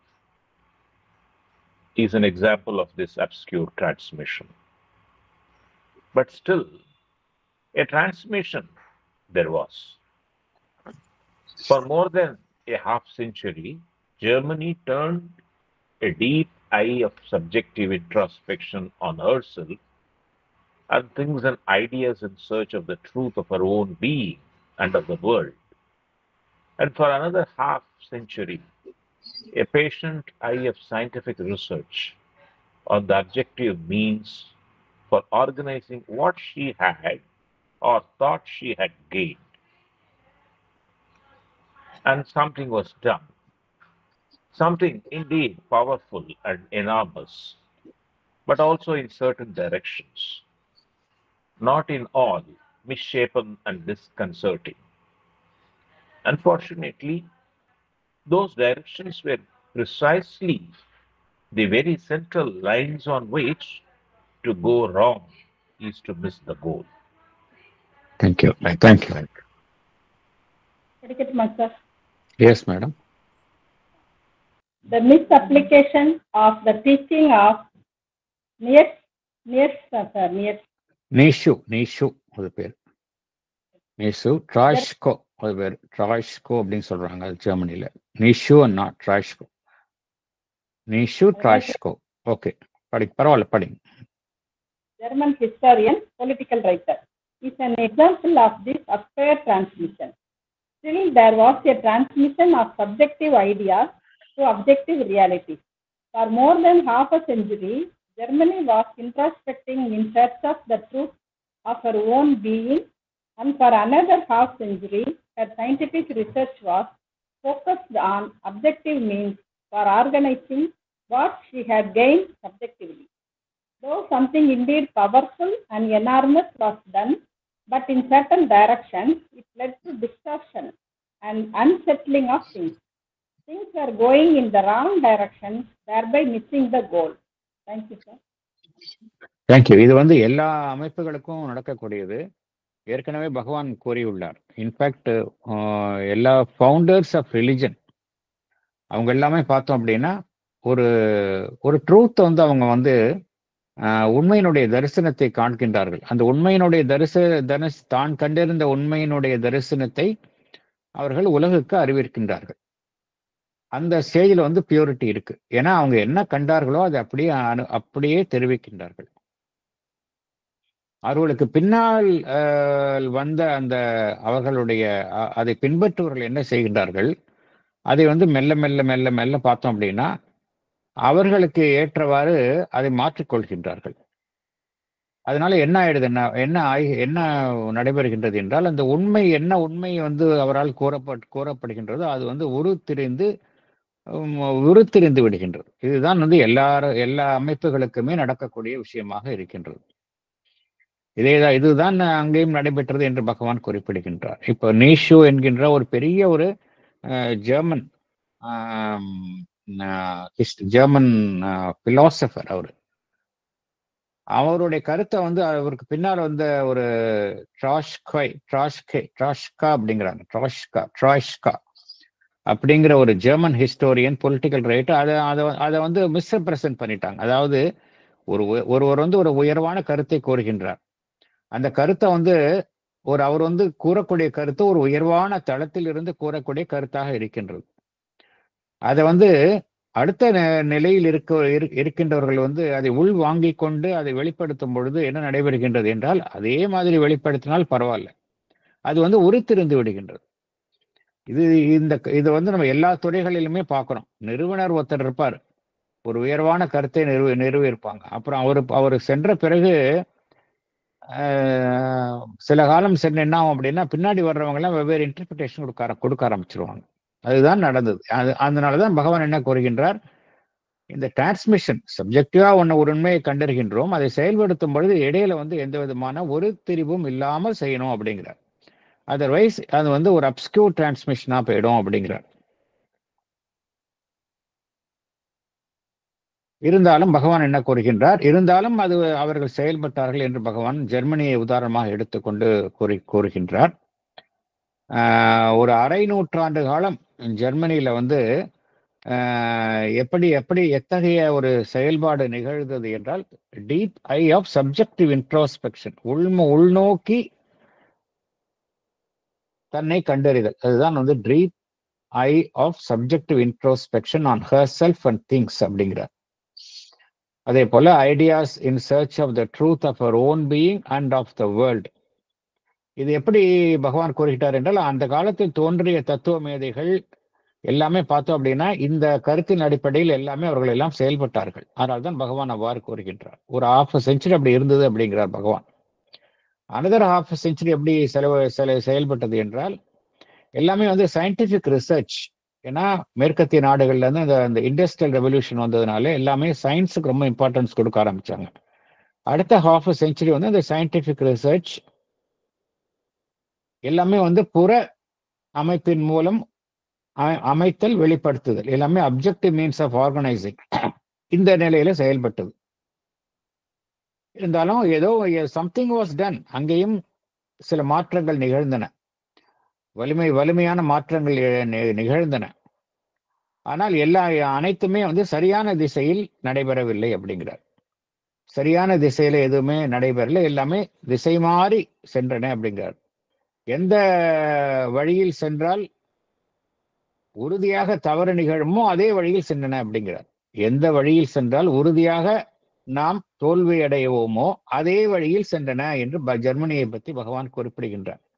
Unfortunately, those directions were precisely the very central lines on which to go wrong is to miss the goal அப்படிங்கிறார் பகவான். ஜெர்மனியை பற்றி கூறுகின்றார். இது எல்லா நாடுகளுக்கும் பொருந்தும். ஜெர்மனியை பற்றி ஒரு உதாரணத்துக்கு சொல்கின்றார் பகவான். அடுத்தது paragraph 11 போலாம். Paragraph 11. It may be said, indeed, that the last result of the something done, the war, the collapse, the fierce reaction towards the rigid, armored, aggressive, formidable Nazi state, is not only discouraging enough, but a clear warning to abandon that path and go back to older and safer ways.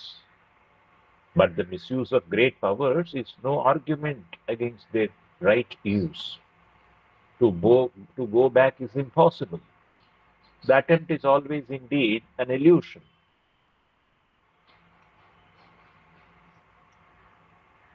We have all to do the same thing which Germany has attempted, but to take care not to do it likewise. Therefore, we must look beyond the red mist of blood of the war and the dark, fuliginous confusion and chaos which now oppress the world, to see why and where was the failure. For her failure, which became evident by the turn her action took and was converted for the time being into total collapse, was clear even then to the dispassionate thinker who seeks only the truth. That befell her which sometimes befalls the seeker on the path of yoga, the art of conscious self-finding, a path exposed to far profounder perils than beset ordinarily the average man when he follows a false light to his spiritual ruin. She had mistaken her vital ego for herself. She had sought for her soul and found only her force. For she had said, like the Asura, I am my body, my life, my mind, my temperament, and become attached with a titanic force to these. Especially she had said, I am my life and body, and then that there can be no greater mistake for man or nation. Thank you. Padikwa, Yes. the war and the subsequent fierce reaction towards the Nazi state was a clear warning that Germany had to abandon the path it had taken. The great powers discovered within each nation should be put to right use and not to be misdirected as Germany did. We must look beyond the bloody war and the dark past and see where the failure was. What happened to Germany was similar to a yogi when he followed a false light to his ruin. She had mistaken her vital ego for herself, and instead of finding her soul, and found only her force. Germany got attached to her titanic force and mistook her life and body, the external material might, for her soul. Thank you. Thank you. இப்ப பகவான் இங்க வந்து ரொம்ப அற்புதமான ஒரு கருத்தை கூறுகின்றார். எதை நம்பி ஒரு தேசம் செயல்படணும் அப்படிங்கிறது தான். வெறும் external power, muscle power, power of its army, வெறும் பொருளாதார இது மாத்திரம் போதுமா அப்படின்னா அது மாத்திரம் பத்தாது அப்படிங்கிறார் பகவான். அதுவும் தேவை, ஆனால் அது மாத்திரம் பத்தாது அப்படிங்கிறார் பகவான்.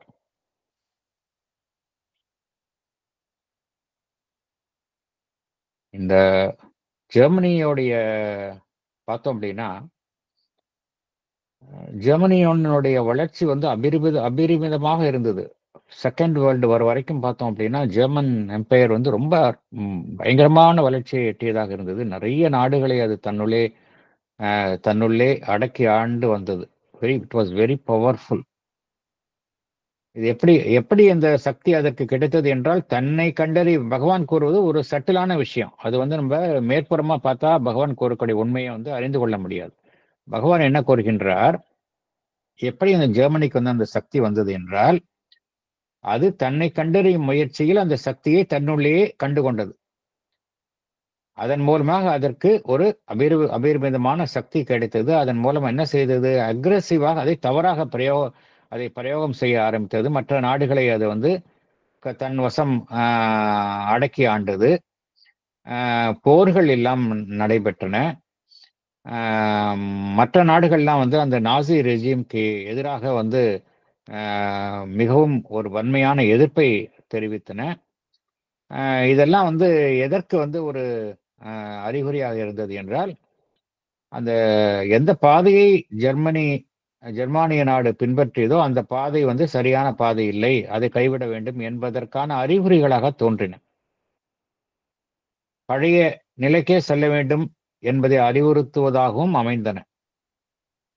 ஆனால் இதுல என்ன நடந்தது என்றால் அதற்கு கிட்டிய உயர்வான சக்தியில் அது தவறாக பயன்படுத்தியது. அதற்காக அது எந்த நோக்கத்தின் அடிப்படையில் தன்னை கண்டறியும் முயற்சியில் அது ஈடுபட்டதோ அந்த நோக்கத்தை வந்து கைவிடக்கூடாது. அதன் மூலம் கிட்டிய சக்தியை அது தவறாக பயன்படுத்தியது.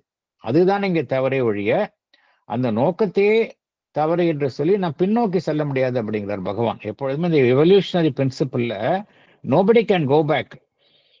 த பிரின்சிபல் ஆஃப் எவல்யூஷன் வந்து அது எல்லா நாடுகளுக்கும் பொருந்தும், எல்லா தனி மனிதர்களுக்கும் பொருந்தும்.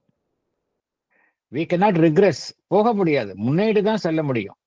முன்னேறி செல்லும் பொழுது நிறைய நம்ம எதிர்ப்புகளை தோல்விகளை சந்திக்கிறோம். அதுல என்ன நம்ம வந்து பேஷனை நம்ம வந்து அதை வந்து அமைதியாக என்ன தவறு எங்க தவறு என்று கண்டறியும் முயற்சியில் இறங்கணுமே ஒழிய ஒரு முயற்சியையே கைவிடுவது என்பது தவறு அப்படிங்கிறார். The misuse of great powers is no argument against their right use. சரியான முறையில தான் நம்ம சக்தியை செயல்படுத்தணும். ஒரு மனிதனுக்கு வந்து ஆன்ம சக்தி என்பது கிடைத்து விட்டால் அந்த ஆன்ம சக்தியை அவன் சரியான முறையில் பயன்படுத்தணும். அதுதான் ஒரு தேசத்திற்கும் பொருந்தும் அப்படிங்கிறார். ஆகையினால பின்னோக்கி செல்லுதல், மீண்டும் பழைய நிலைக்கு திரும்புவது என்பது முடியாது அப்படிங்கிறார். To go back is impossible அப்படிங்கிறார். அத்தகைய ஒரு முயற்சியில் இறங்கணும் அப்படின்னா அது வந்து ஒரு பொய்யான வேலை அப்படிங்கிற, இட் இஸ் இல்யூஷன் அப்படிங்கிறார். என்ன செய்ய வேண்டும் என்றால், நாம் எல்லோருமே அந்த ஜெர்மனி தன்னை கண்டு தன்னுடைய ரியல் ஸ்ட்ரென்த் அதை கண்டறிய முயற்சியில் ஜெர்மனி எவ்வாறு இறங்கியதோ அதை நாமும் செய்ய வேண்டும். But we should take care not to repeat its mistakes அப்படிங்கிறார். அது என்ன தவறு செய்ததோ அந்த தவறை நாமும் செய்யக்கூடாது அப்படிங்கிறார். இங்க எங்கு தவறு நடந்தது என்பதை நாம் ஒரு பாரபட்சமின்றி பார்க்கணும் அப்படிங்கிறார். இந்த குழப்பம், இந்த போர், அதில் சிந்திய ரத்தம், இதையெல்லாம் தாண்டி எதை பார்க்க வேண்டும் என்றால், எங்க அந்த தோல்வி, எது அந்த தோல்விக்கான அதனுடைய தோல்விக்கான காரணமாக இருந்தது என்பதை பார்க்கணும் அப்படிங்கிறார். பகவான் வந்து இங்க ஹையர் லெவல்ல பார்க்கிறார். அந்த நாட்டினுடைய தோல்விக்கு எது காரணமாக இருந்தது அப்படின்னா,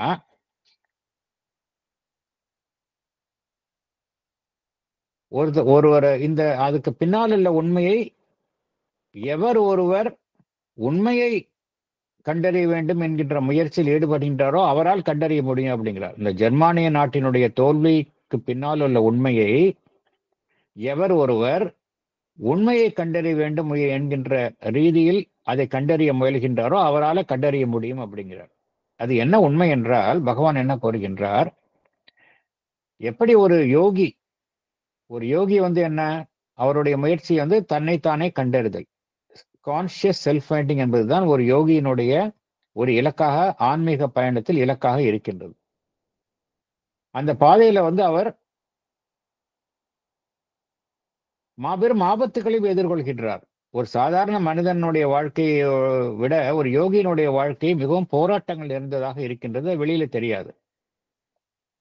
A path exposed to far profounder perils than beset ordinarily the average man அப்படிங்கிறார். எப்ப அந்த யோகிக்கு வந்து யோகியினுடைய வீழ்ச்சி எப்பொழுது ஏற்படுகின்றது என்றால், அவர் வந்து ஒரு தவறான ஒரு வெளிச்சம் அவருக்கு கிட்டுகின்றது. ஆனா அந்த வெளிச்சம் வந்து ஒரு உண்மையான ஒளியின் அடிப்படையில் ஏற்படுவதில்லை. ஒரு தவறான போலியான ஒரு ஒளியினால் ஈர்க்கப்பட்டு அவர் அதன் பின் செல்கின்றார். இப்ப என்ன நடைபெறுகின்றது, அவர் பாதை மாறுகின்றார். அவருடைய ஆன்மீக வீழ்ச்சிக்கு அதுவே காரணமாக இருக்கின்றது. இதுதான் ஒரு யோகிக்கு நடைபெறுகின்றது. அந்த யோகி, when he follows a false light to his spiritual ruin, அதே போலத்தான் ஜெர்மனிக்கும் ஏற்பட்டது அப்படிங்கிறார் பகவான். ஜெர்மனி என்ன செய்தது, எகைன் பகவான் கூறுவது ஹையர் பிளேன்ல கூறுகின்றார். ஜெர்மனியினுடைய அந்த ஈகோ, வைட்டல் ஈகோ, ஒரு மனிதனுக்கு எப்படி அந்த பிராணமயத்தை சார்ந்த ஈகோ என்கின்ற ஒன்று இருக்கின்றது, அது மற்ற எல்லா நாடுகளுக்கும் இருக்கின்றது. ஜெர்மனிக்கு அந்த நேரத்தில் கூட இருந்தது அப்படிங்கிறார். she had mistaken her vital ego for herself. ஆன்மனை தேடும் முயற்சியில் அது வெறும் ஆன்மனுடைய சக்தியை மாத்திரம் கண்டிருந்தது அப்படிங்கிறார். she had sought for her soul but found only her force அப்படிங்கிறார். for she had said like an asura. ஒரு அசுரன் என்ன சொல்லுவான், தன்னுடைய உடல் வலிமையைத்தான் அவன் சொல்லுவான், அவனுடைய சக்தியைத்தான், அவனுடைய மைண்ட் எல்லாமே பார்த்தோம் அப்படின்னா அவனுடைய புற வலிமையைத்தான் அவன் வந்து அசுரன் வந்து பிரகடன செய்வான். I am my body, my life, my mind, my temperament. அதனுடைய ராட்சச சக்திகளுடன் தான் அவன் தன்னை இணைத்துக் கொள்வான். இதுபோலதான் ஜெர்மனியும் செய்தது என்று பகவான் குறிப்பிடுகின்றார். எஸ்பெஷலி இதெல்லாம் வந்து அந்த காலகட்டத்தில் பகவான் கூறுகின்றார். அதெல்லாம் இப்ப மாறிவிட்டது. இப்ப வந்து ஜெர்மானிய நாடு மிகவும் மாறிவிட்டது, அதனுடைய போக்கே மாறிவிட்டது. இப்போ அதெல்லாம் சரி. இப்போ வந்து பகவான் கூறுவது அந்த காலகட்டத்தில், especially first world war, second world war, அந்த ஒட்டிய காலத்தை ஒட்டிய அந்த ஜெர்மானிய நாட்டை பற்றி பகவான் கூறுகின்றார். And become அப்புறம் especially she had said, ஐ ஆம் மை லைஃப் அண்ட் பாடி. அதாவது ஐ ஆம் ஆத்மா, ஐ ஆம் சம்திங் விதின் மீ என்று கூறுவதற்கு பதிலாக வெறும் லைஃப் அண்ட் பாடினா என்னுடைய எக்ஸ்டர்னல் ஆஸ்பெக்ட்ஸை நான் வந்து ஸ்ட்ரெஸ் பண்றேன். இந்த ரீதியில் ஒரு நாடும் சரி ஒரு மனிதனும் செயல்படும் பொழுது அது வந்து மிகப்பெரிய அழிவை, மிகப்பெரிய தவறாக ஒருவருக்கு முடியும் அப்படிங்கிறார். அது நாடாக இருந்தாலும் சரி, ஒரு தனி மனிதனாக இருந்தாலும் சரி, அது மிகப்பெரிய தவறில் முடியும். ஐ ஆம் மை லைஃப் அண்ட் பாடி, இதுதான் இதனுடைய வசதி தான் முக்கியம், இதனுடைய ப்ரையாரிட்டிஸ் தான் முக்கியம், இதை தவிர வேற எதுவுமே இல்லை நினைச்சோம் அப்படின்னா naturally they will fall in trouble அப்படிங்கிறார். அடுத்தது போவோம்.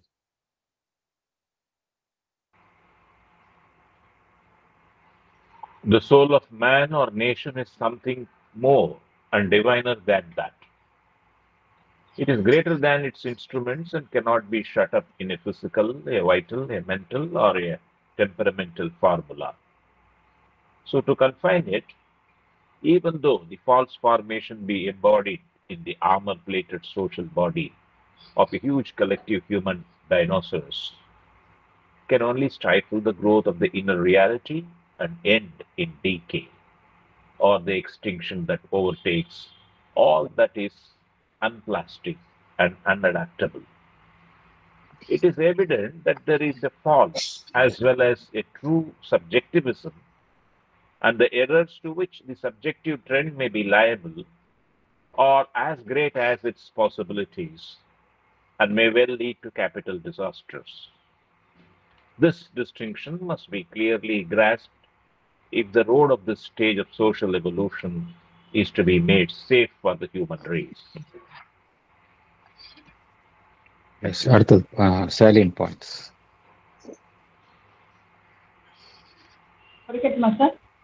Yes, madam. The soul of man or nation is something more and diviner than the physical, vital, mental, or temperamental aspects. To confine the soul of the nation within the false formation of a social body of a huge collective human giant can only stifle the growth of the inner reality and end in decay. There is a false as well as a true subjectivism. The errors to which it is liable are as great as its possibilities.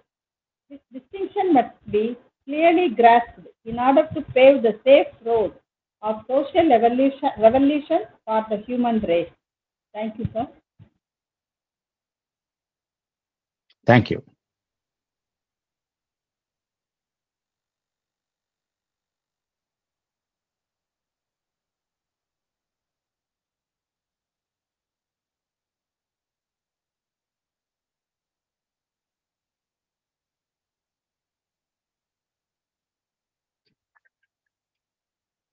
ஒரு நாடு என்று எடுத்துக்கொண்டால்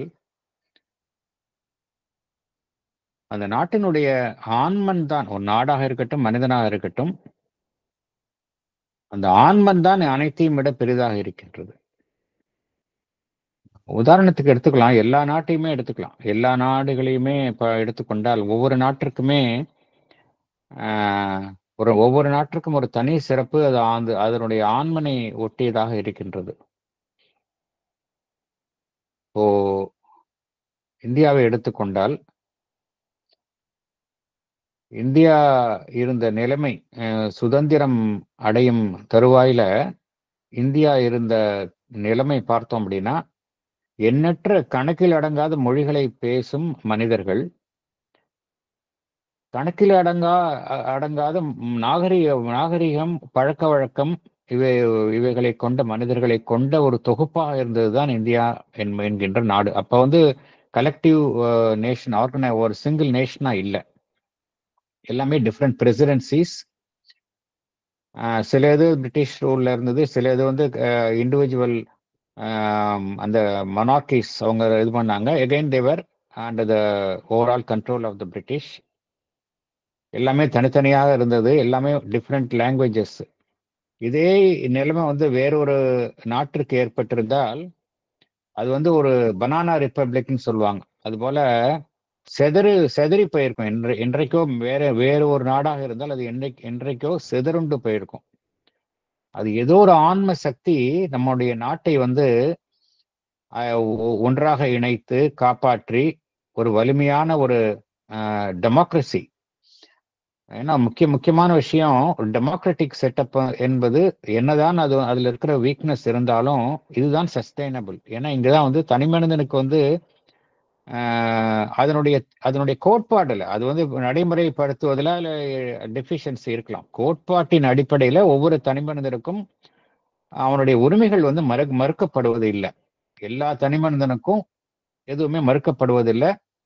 equal rights, அந்த social justice, இதெல்லாம் வந்து நம்ம கான்ஸ்டியூஷன்ல அதை என்ஸ்ட்ரைன் பண்ணியிருக்கிறாங்க. இவ்வளவு இருந்து நம்ம நாட்டில் வந்து பார்த்தோம் அப்படின்னா எவ்வளவோ பிரச்சனைகள்லையும் இன்றைக்கும் ஒன்றாக இருக்கின்றது. அப்படிங்கிற ஒரு இதை பார்த்தோம் அப்படின்னா there is some divine power guiding our nation. எதுக்காக என்றால் அது வந்து நம்ம நாடு வந்து மற்ற உலகத்திற்கு ஒரு முன்னோடியா இருந்து செயல்படணும் என்பதற்காக அந்த பரம்பொருளால் அளிக்கப்பட்ட ஒரு விசேஷமான ஒரு சலுகை தான் வந்து நம்ம நாட்டிற்கு இருக்கக்கூடிய அந்த ஆன்ம சக்தி. அதுதான் வந்து டெஸ்பைட் ஆல் த ப்ராப்ளம்ஸ், சூப்பர்ஃபிஷியலா நமக்கு எவ்வளோ ப்ராப்ளம் இருந்தது, பாவர்ட்டி, பொலிட்டிக்கல் இன்ஸ்டபிலிட்டிலாம் ஒரு காலத்துல இருந்தது. பட் எல்லாத்தையும் மீறி நம்ம நாடு வந்து தொடர்ந்து ஒரு ஒருங்கிணைந்த நாடாக செயல்பட்டு கொண்டிருக்கின்றது. நிறைய நாடுகள்ல பார்க்குறோம் போராட்டங்கள், இதில் ஒரு ஸ்திரமான ஒரு அரசு இருப்பதில்லை. இதெல்லாம் நம்ம நிறைய நாடுகள்ல பார்க்கிறோம். ஒரு சமயம் பார்த்தோம் அப்படின்னா பொருளாதாரத்தில் மிகவும் நன்றாக முன்னேறி உள்ள நாடாக இருக்கும். அடுத்த நிமிஷம் பார்த்தோம் அப்படின்னா சம்திங் ஹேப்பன்ஸ். இப்போ சவுத் கொரியால அதுதான் நடந்தது. மிகவும் வலிமையான நாடு, பொருளாதாரத்தில் மிகவும் முன்னேறி உள்ள நாடாக இருந்தது. திடீர்னு பார்த்தோம் அப்படின்னா அங்க ஒரு ப்ராப்ளம் ஆயிடுச்சு. இங்க இது மாதிரி ஒவ்வொரு நாட்டிலையும் பார்த்தோம் அப்படின்னா நிறைய பிரச்சனைகள் இதெல்லாம் இருக்கு. பட் இது எல்லாத்தையும் மீறி நம்ம இந்தியா வந்து ஒரு ஒருங்கிணைந்த நாடாக செயல்படுகின்றது என்றால் ஏதோ ஒரு ஆன்ம சக்தி இதை வழி நடத்துகின்றது என்பதுதான் உண்மை. அதனால்தான் பகவான் இங்க என்ன கூறுகின்றார், இந்த ஆன்ம சக்தி என்பது வெறும் அதில் இருக்கக்கூடிய மனிதர்கள், அதில் இருக்கக்கூடிய புற அமைப்புகளினால் உருவாக்கப்படுவது இல்லை அப்படிங்கிறார். வெறும் புற அமைப்புகளால் மாத்திரம் இது உருவாக்கப்படுவது இல்லை அப்படிங்கிறார். there is something more than that in each nation, each man அப்படிங்கிறார். the soul of man or nation is something more and diviner than that அப்படிங்கிறார். அந்த நாட்டை விட அது பெரிதாக இருக்கின்றது, அதனுடைய ஆன்மா பெரிதாக இருக்கின்றது அப்படிங்கிறார். It is greater than it's instruments அப்படிங்கிறார். ஒரு நாட்டினுடைய இன்ஸ்ட்ருமெண்ட்ஸ் எது? அதில் உள்ள மனிதர்கள், அதில் உள்ள கட்டமைப்புகள், அதனுடைய பொருளாதார அமைப்பு, இது எல்லாத்தையும் மீறிதான் அந்த நாட்டினுடைய ஆன்மன் வந்து உயர்வான நிலையில் இருக்கின்றது. அதை வந்து வெறும் ஒரு பிசிக்கல் பவுண்டரிஸ்குள்ளேயோ இல்லை வைட்டல், இமோஷனல், டெம்பரமெண்டல் ஃபார்முலால ஃபிட் பண்ண முடியாது அப்படிங்கிறார். அது மாதிரி ஒரு அப்படி வந்து கலெக்டிவ் ஒரு ஹியூமன் மாஸ் கிடையாது. ஒரு நாடு என்பது ஒட்டுமொத்த மனிதர்களை கொண்ட ஒரு ராட்சசமான ஒரு அமைப்பு அப்படிங்கிறது கிடையாது அப்படிங்கிறார். அது மாதிரி நீங்க வந்து பண்ணினீங்க அப்படின்னா அது தப்பு அப்படிங்கிறார். To confine it even though the false formation be embodied in the armor-plated social body of a huge collective human dinosaurus can only stifle the growth of the inner reality. அந்த நாட்டினுடைய ஆன்ம வளர்ச்சியை அது பாதிக்கும் அப்படிங்கிறார். இறுதியில எல்லாமே அழிவே, decay and extinction அந்த நிலையை கொண்டு விட்டுரும் அப்படிங்கிறார். அதனால் பகவான் என்ன கூறுகின்றார், இந்த சப்ஜெக்டிவிசம் என்பது உயர்வான அந்த ஆன்ம ஒட்டி செயல்படும் அமைப்பு என்பதுதான் ட்ரூ சப்ஜெக்டிவிசம். ட்ரூ சப்ஜெக்டிவிசம் என்பது என்னவென்றால் உண்மையான ஆன்ம ரீதியான செயல்பாடுகள் தான் ட்ரூ சப்ஜெக்டிவிசம். அதிலே ஃபால்ஸ் சப்ஜெக்டிவிசம் இருக்குது. ஃபால்ஸ் சப்ஜெக்டிவிசம் என்பதுதான் அதை ஒட்டி உள்ள வைட்டல், ஆன்மனை ஒட்டி செயல்படுகின்றேன் என்கின்ற பெயரில் வெறும் வைட்டல்ல செயல்படுவது, அதுதான் ஃபால்ஸ் சப்ஜெக்டிவிசமும் இருக்கின்றது, ட்ரூ சப்ஜெக்டிவிசம், இது ரெண்டும் இருக்கின்றது. அதனால அந்த பிழைகள் ஃபால்ஸா ஒன்றை நாம் பின்பற்றும் போது அதில் ஏற்படக்கூடிய பிழைகளும் ஏராளமாகத்தான் இருக்கும் அப்படிங்கிறார். The errors to which the subjective trend may be liable are as great as its possibilities அப்படிங்கிறார். may well lead to capital disasters அப்படிங்கிறார். This distinction must be clearly grasped if the road of this stage of social evolution is to be made safe for the human race அப்படிங்கிறார் பகவான். அதனால இது வந்து நம்ம ரொம்ப கிளியரா இருக்கணும் அப்படிங்கிறார். இந்த பாதையில வந்து நம்ம ரொம்ப கிளியரா இருக்கணும். அப்பதான் வந்து நம்ம இந்த பாதையில வந்து சரியான பாதுகாப்பாக செல்ல முடியும் என்று பகவான் குறிப்பிடுகின்றார். இதை ஒட்டி அடுத்த இந்த கருத்தை ஒட்டி அடுத்த சாப்டர் எது அப்படின்னா, அப்பனா எது ட்ரூ சப்ஜெக்டிவிசம், எது ஃபால்ஸ் சப்ஜெக்டிவிசம், அந்த கேள்வி வருது இல்லையா? அதை ஒட்டி அமைந்ததுதான் அடுத்த சாப்டர் 5, ட்ரூ அண்ட் ஃபால்ஸ் சப்ஜெக்டிவிசம் தான் அடுத்த சாப்டர். அதனால இத்துடன் இந்த சாப்டர் முடிகின்றது. அடுத்த சாப்டருக்கு போகும். இதை ஒட்டி நம்ம ஒவ்வொரு தேசத்திற்கும் ஒரு ஆன்மா இருக்கின்றது அப்படிங்கிறதுக்கு ஒரு ரியல் எக்ஸாம்பிள் நான் கூற விரும்புகின்றேன். நமக்கு எல்லோருக்குமே தெரியும், அமெரிக்க ஜனாதிபதி பிரசிடென்ட் உட்ரோ வில்சன் என்பவர் இருந்தார். 1930s 20s அந்த பிரசிடென்ட் உட்ரோ வில்சன், அவருடைய மகள் மார்கரெட் உட்ரோ வில்சன் என்பவர் இருந்தார். அவர் ஒரு முறை நியூயார்க் லைப்ரரியில, பப்ளிக் லைப்ரரியில ஏதோ புத்தகத்தை படிக்கும் பொழுது அவருக்கு அந்த ஏர்லி 1940s நினைக்கிறேன், ஏர்லி 40s இல்ல லேட் 40sல, அப்பொழுது வந்து அவருக்கு வந்து லேட் 1930sல அப்போ வந்து அவருக்கு இந்த எஸ்ஏஸ் ஆன் கீதா என்கின்ற புத்தகத்தை அவர் படிக்கும் வாய்ப்பு ஏற்படுகின்றது. அதை படித்து அதிலேயே ஆழ்ந்து விடுகின்றார், மூழ்கி விடுகின்றார். அதில் மூழ்கி விட்டு நேரடியாக அவர் கிளம்பி பாண்டிச்சேரி வந்துடுறார். வந்து பகவானுடைய தரிசனுக்காக வெயிட் பண்றார். 1938 அப்பொழுது பகவான் கீழே விழுந்து விடுகின்றார். அப்பொழுதுதான் தரிசனம் கிடைக்கவில்லை. இருந்தாலும் அவர் என்ன செய்கின்றார், அங்கே பாண்டிச்சேரியில் தங்கி விடுகின்றார். அன்னை வந்து அன்னையும் பகவானும் அவருக்கு நிஷ்டானா பீஸ் என்கின்ற ஒரு பெயர் அளிக்கின்றார்கள். அவர் நிரந்தர ஆசிரமவாசியாக ஆகிவிடுகின்றார். நெடுநாள் இருக்கின்றார். லேட்டர் பீரியட்ல அவருக்கு வந்து she had some severe health issues வந்துருது அவருக்கு. வந்தோடனே அன்னை கூறுகின்றார்கள், நீங்க வந்து வேணா அமெரிக்கா வேணா போங்க, இங்க ட்ரீட்மெண்ட் வந்து அங்க பெட்டரா இருக்கும்னு நீங்க ஃபீல் பண்ணீங்க அப்படின்னா. ஈவன் அவருடைய தந்தையும் அதுதான் சொன்னார், இங்க வந்து விடு, நாங்க we will give you the better treatment அப்படின்னு.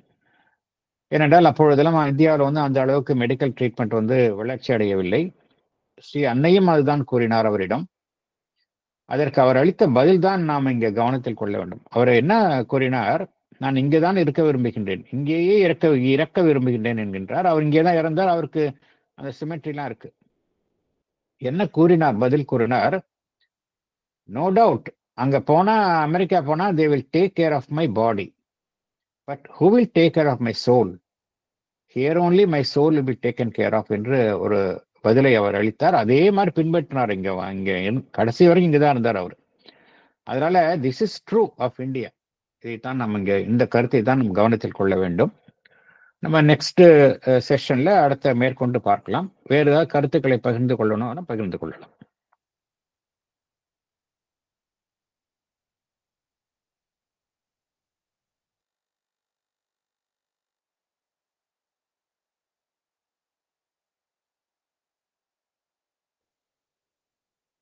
வேறொரு கருத்தையும் நான் இங்கே பகிர்ந்து விரும்புகிறேன். டாக்டர் அலோக் பாண்டே நமக்கு எல்லாம் தெரிந்தவர். அவர் நிறைய நாடுகளுக்கு பகவான் ஸ்ரீ அரவிந்தர், ஸ்ரீ அன்னை சம்பந்தப்பட்ட கருத்தரங்குகள், உரைகள் நிகழ்த்த செல்லுவார்.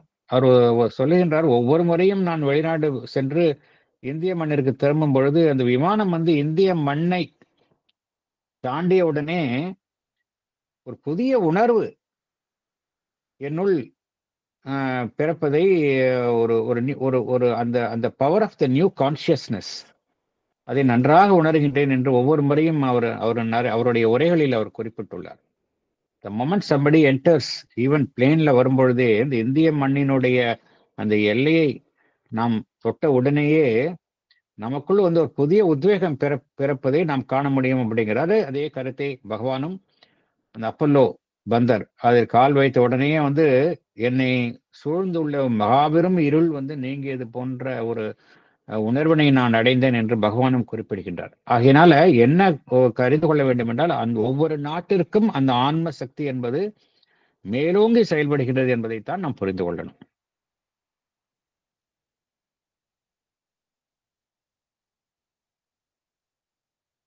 ஏதாவது கருத்துக்கள் இருந்தால் பகிர்ந்து கொள்ளலாம். அதர்வைஸ் நம்ம க்ளோஸ் பண்ணிடலாம்.